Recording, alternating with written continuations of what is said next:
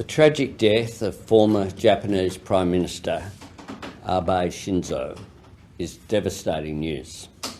On behalf of the Australian Government and people, we offer our deepest sympathies and condolences to Mrs Abe and Mr Abe's many family and friends, and to the people of Japan. It is hard to believe we're talking about Shinzo Abe in the past tense. I've had a little while to process information, but like I think many people around the world, I'm still in shock at this news. I think it's fair to say that everyone will be, but no one more than our friends in Japan today. Japan has lost a true patriot and a true leader, and Australia has lost a true friend. The friendship that Mr Abe offered Australia was warm in sentiment and profound in consequence. During his time as Prime Minister, no one was more committed to furthering relations between our two nations. He visited Australia no less than 5 times as the Prime Minister of Japan. Mr Abe was instrumental in delivering several historic developments between Japan and Australia. Among them was the ratification of the Japan-Australia Economic Partnership Agreement, which created new opportunities for Australian businesses in Japan. He was a tireless champion for the comprehensive and progressive agreement for the Trans-Pacific Partnership, which has brought huge benefits to Australia. He elevated our bilateral relationship to a special strategic partnership. Under his long-standing advocacy for closer links between our two nations, we have also increased defence cooperation, including through the recently signed Reciprocal Access Agreement. Mr Abe understood instinctively the values that Australia and Japan share of democracy and human rights, and the shared interests we have in bolstering the global rules-based order. His vision transcended political cycles. It was 8 years ago yesterday, the 8th of July 2014, that he addressed both houses of the Australian Parliament, a historic address. He spoke frankly about the horrors of the Second World War and conveyed with the greatest sincerity condolences towards the many who lost their lives. 4 years later, in 2018, he was the first Japanese leader to visit Darwin and to lay a memorial wreath while he was there. Mr Abe was a great statesman who made a difference. His vision of a free and open Indo-Pacific has had a profound effect on regional and global security and in forming the Quad. President Biden, Prime Minister Modi and myself have issued a joint statement as Quad leaders in recognition of Mr Abe's role in the formation and the strength of the Quad in our region. Mr Abe represented certainty in a changing world. Our friendship with Japan is one of the central elements of Australia's international relations. Mr Abe, it has to be said, embodied the warmth, the respect and, I believe, the joy at the heart of our friendship. Mr Abe was not destined to be Prime Minister in easy times, but even as the world shifted beneath our feet, Mr Abe faced all of the challenges with a strength of character and an unbending resolve. He did not flinch, he did not weaken. And that's the cruel paradox of the tragedy that unfolded yesterday, that someone of such courage, with such strength of character, could be taken away with an act of extreme cowardice. It's not the first time we've seen this grim equation play out, and I fear that it mightn't be the last. But I want to say this to our friends in Japan, as I've conveyed in speaking to the ambassador this morning, in their time of shock and grief. The precious democracy that you have built is stronger than this. The values that we share and that hold our societies together are stronger than this. A hand that is raised in violence can never overpower what so many hands have built in peace. Likewise, this low act of cruelty will not overshadow a life that was lived with such high purpose. To Mr. Abe's family and to his loving wife, I extend the sincerest condolences of the Australian people, along with the warmth and their enduring gratitude. While the people of Japan deal with this profound loss, they know this: Mr. Abe's life was one of consequence. He made a difference. He changed things for the better, not just in Japan, but in our region in particular, but also around the world. And that is, by any measure, a life truly well lived. To the broader Japanese family, your Australian friends share in your sorrow and we share in your grief. We stand with you in this time of sadness. Happy to take questions. Minister, what will Australia do to mourn his passing, and will you go to the funeral?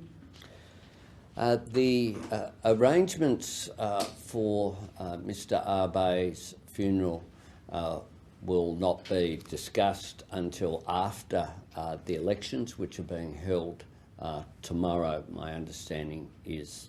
But already I've spoken to the head of my department, Glyn Davis, about appropriate action. We will be having, as protocol suggests, our flags all flying at half-mast on the day of the funeral.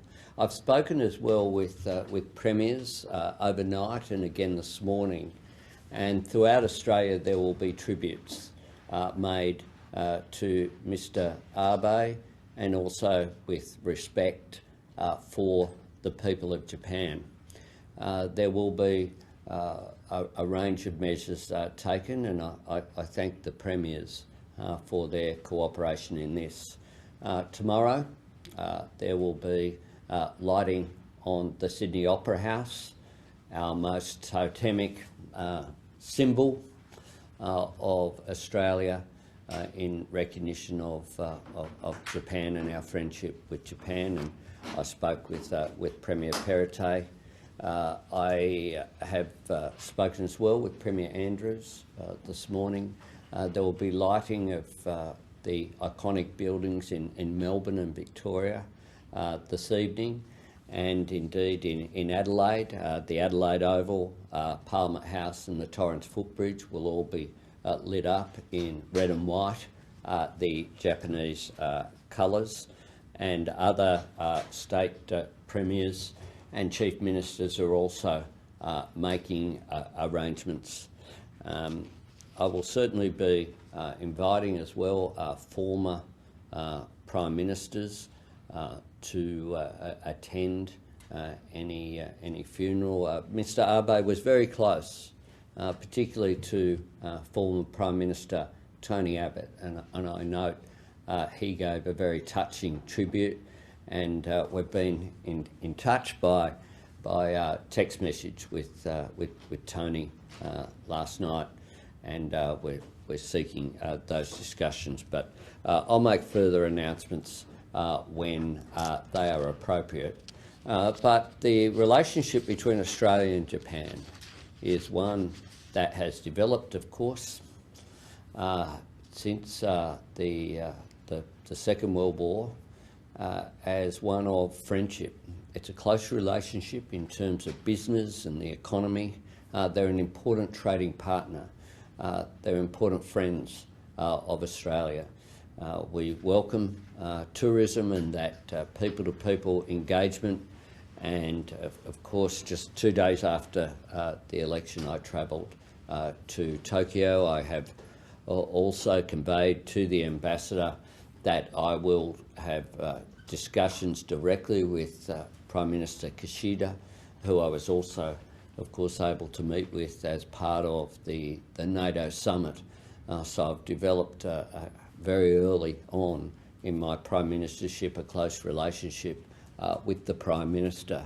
And to him, I've expressed through the Ambassador our sincere condolences as well, and I will have a one-on-one discussion with him as soon as is appropriate. Prime Minister, are you satisfied with how the Foreign Minister's meeting went with her counterpart? I've said before that with the relationship with China, we should cooperate where we can, but we'll stand up for Australian values where we must. It is a good thing that the foreign ministers of Australia and China have met and had a discussion. That's how you develop relations between mature countries. Dialogue is always a good thing. Of course, this is just a first step, and I note that our Foreign Minister raised the issues of concern, including the ongoing treatment of Cheng Li and Dr. Yang and others, as well as the sanctions that remain in place, disadvantaging Australian economic interests. Just on the G20 as well, the Russian Foreign Minister Lavrov had a message directly for you, PM. He said something along the lines of, you need to do your homework before standing up for Ukraine. What do you say to him? I've got a message for him, which is I will always stand up for sovereign nations, for the international rule of law, for the UN Charter, and what he needs to do is examine how the behaviour of Russia with this brutal invasion, with its illegal war on a sovereign nation, fits with Russia's status as a permanent member of the United Nations Security Council. Prime Minister, the Foreign Minister's meeting with Wang Yi was the highest level such meeting in 3 years or so. Do you think the relationship with China has turned a corner? Well, we'll wait and see. This is, I think, our Foreign Minister Penny Wong has described it as a first step. We have, of course, seen our defence ministers have a meeting. We've now seen our foreign ministers have a meeting. It's a good thing that dialogue occurs. When I was the Infrastructure Minister of Australia, I had meetings with my counterpart and as well with senior members in China, both in China and here in Australia. Of course, in recent times, China's position has changed. As I said, we have a clear position, which is that we will cooperate wherever we can and develop good relations wherever we can, but we will stand up for Australia's interests when we must. One more. Sorry, Yeah. just on the assassination of Shinzo Abe, you said you fear it may not be the last we see of violence of this kind. Do you fear that it will change the way you go about politics in Australia and the way we go about engaging with the public? Look, we have arrangements in place in Australia that certainly give me confidence, and I have absolute confidence in the people who look after myself and others in high office. But as someone who went to Ukraine recently, with not just the close personal protection of the AFP, but with members of our special forces, they do an incredible job, but they take a risk as well. And I was very clear in undertaking that visit that there were some risks involved, quite clearly. But we need to, in this country, go about our business. I think that it is a very good thing in Australia that you can, I can go out and walk the dog, not by myself, but with some protection these days. That's a good thing. And we need to make sure that part of our democracy is being able to go around we've just had an election campaign where Mr Morrison and myself and the candidates around Australia met Australians from all walks of life. That's a good thing. We need to make sure that in in cherishing our democracy, we're not put off from engaging. We take advice appropriately, and I do that, but you know, you have seen political assassinations before. Tragically, this is a former Prime Minister who has been cut down in a country that has very little gun crime. I mean, Japan has a culture that is very peaceful, that will cause, I think, even a greater shock in Japan than if this had occurred in other countries where gun violence is perhaps more common. This is a tragedy.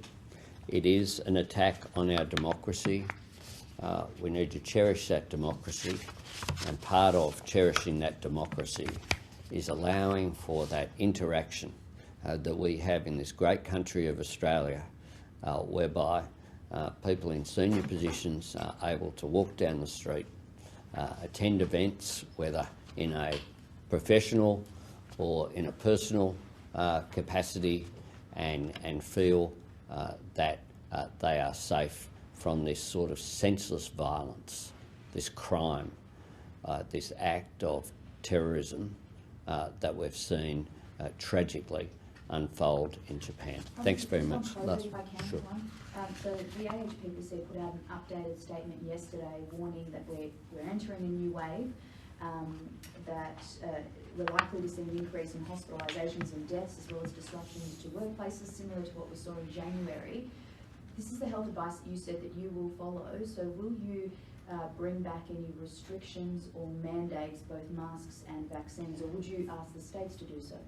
No, well, we haven't been given advice suggesting any mandates, and of course they were done by state and territory governments.